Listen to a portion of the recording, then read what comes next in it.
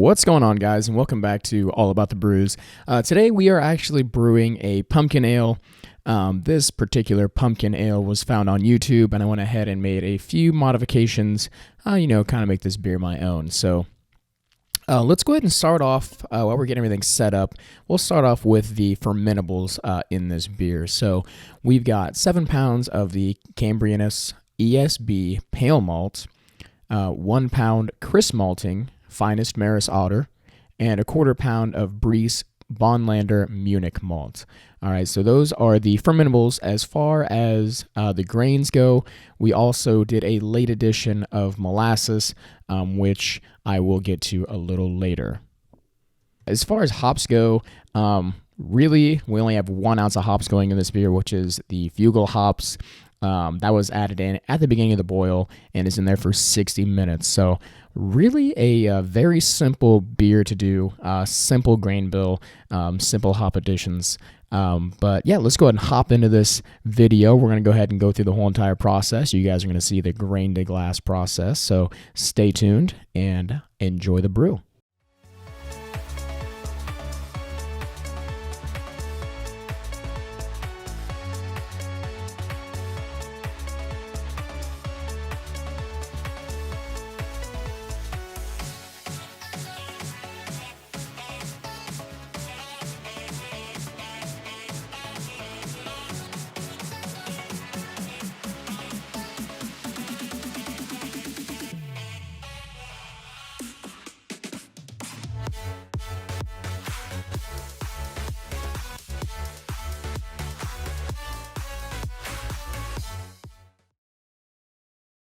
And of course, what is a pumpkin ale without a little bit of pumpkin? We've got 5 pounds of pie pumpkin that was prepped the day of the brew day.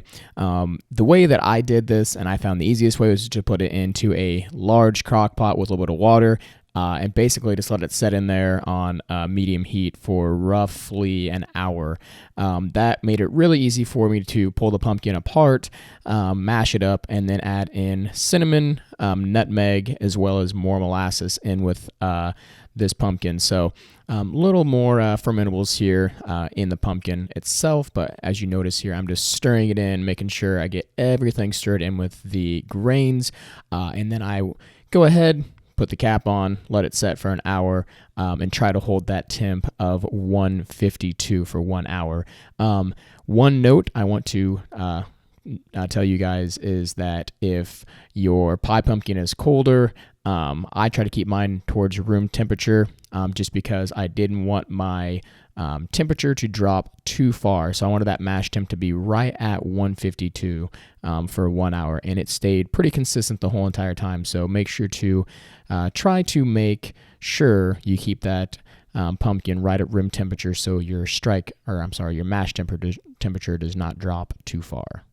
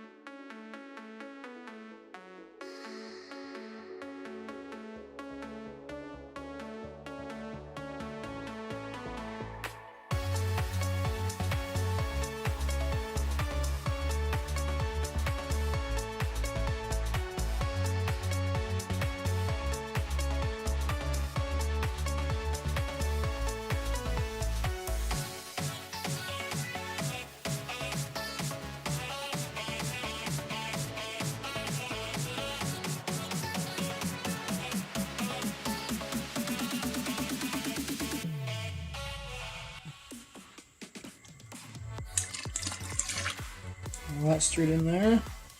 I take all those additions. That is the yeast nutrients. I tell you right now, if we can keep from having ladybugs or flying around like crazy right now from getting here, that will be a Christmas miracle. Try this, Jacob? Yeah. This is Bikini Bomb. It's a pineapple salad.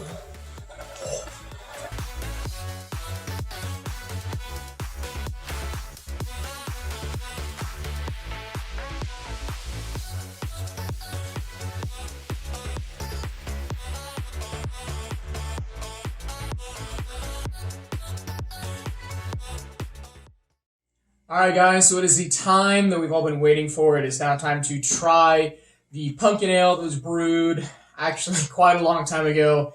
Unfortunately, I came down with the virus, so I didn't have taste for around 6 weeks. So we had to go ahead and put off the tasting video for the pumpkin ale, but we're all ready to go. We're all 100% healthy here. So today I have my fiance doing the tasting with us today, and she's a little nervous. This is her first time really kind of doing the tastings, so Can't promise I'm going to be any good at it, but we're gonna go through. We're gonna do like kind of see what the aroma is, the taste. I have had this before, but like I said, my palate wasn't all the way there, so we'll go ahead and crack it open and see how she tastes.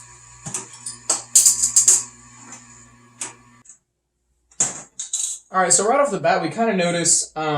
I just poured these, and as you can tell, both of these, not much head at all. We can see a little bit, a few bubbles on top, but really not much head on this beer. So, a little upsetting. It kind of depends. The beers that I do, it seems like some will be super carbonated, and others won't have hardly any carbonation at all. I think that might be due to the priming sugar not getting really dispersed well enough in the bottling bucket. So that is something I'm definitely going to keep an eye on.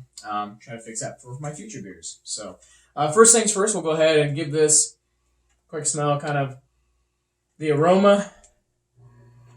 Right off the bat, I'm getting nutmeg. I smell a little bit of pumpkin. A little bit of pumpkin.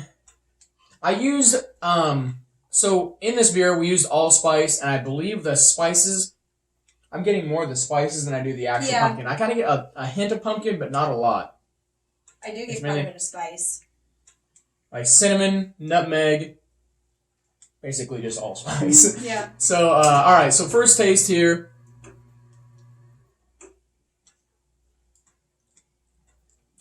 Right off the bat, spices. Yeah. I taste a lot of the spices. Mm-hmm. I'm really, which is kind of weird because I put, I think, around 5 to 7 pounds of pumpkin in that beer. That's a lot of pumpkin. And we even did pumpkin in the secondary, and I'm really actually not getting a lot of the pumpkin to come through. As you guys can see, though, you guys can see from all the way there, the color of this beer, it is pretty clear. Overall, pretty clear. Not cold crashed either, so pretty clear, and it's got a nice... Mine isn't as clear as yours is. And that could honestly be from the bottom of the bottle. The pouring. Some of that stuff there kind of settled to the bottom. Maybe got in yours. Mm-hmm. My apologies. So yeah, nice orangey golden color on this beer. I really do like the color. Really do like how clear it turned out. But as far as taste,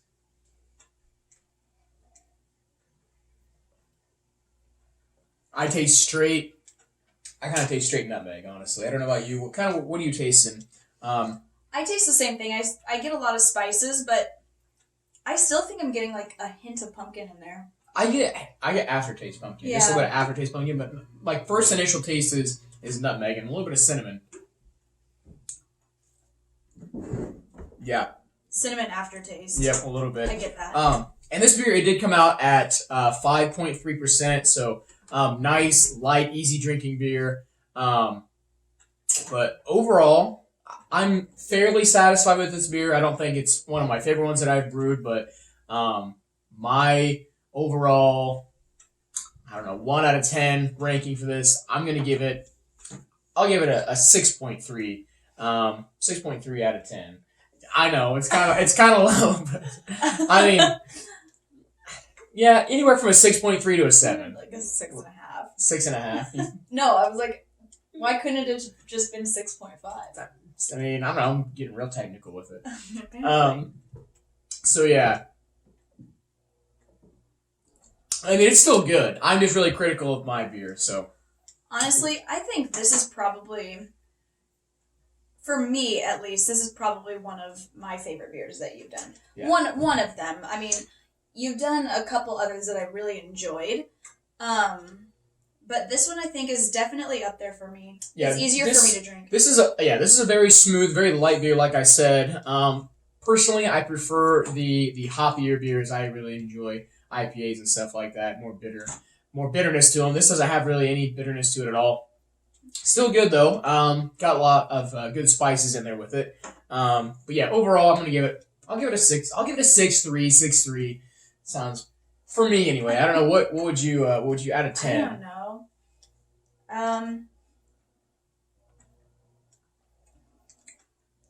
I'd probably give this. Be brutally honest too.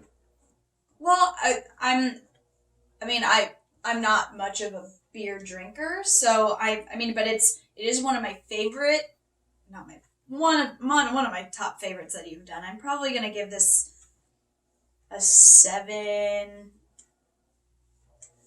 point.